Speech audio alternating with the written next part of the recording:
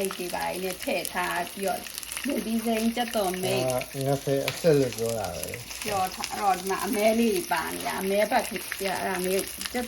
တော်မိတ်ခက်ကလေး ဖေးဟောတော့ပြီးသွားပြီဟိုဘက်မှာထားလောင်းလိုက်ကြတယ် ဒီဝိုင်းနဲ့ဖျားထောင်းပြီးတော့ကြော်ပြီးတော့တဝက်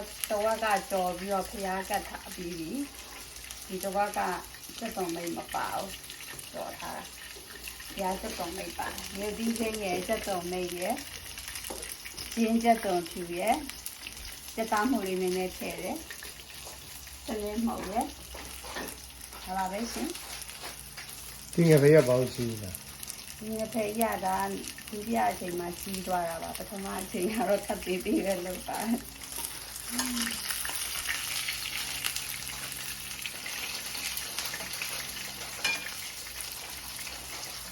ကျန်တော့အတွက်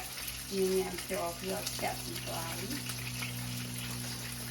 ဒါကတော့ဒီဟိုဟာပါတဲ့ဟာတော့ဒီတိုင်းခိုင်းတယ်နော်ပါတယ်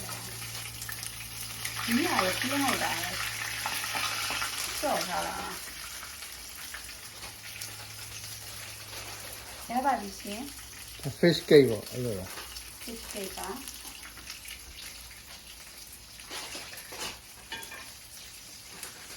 အဲ့တော့တန်ကြမ်းတန်လေးတော့လုပ်နေပါတယ်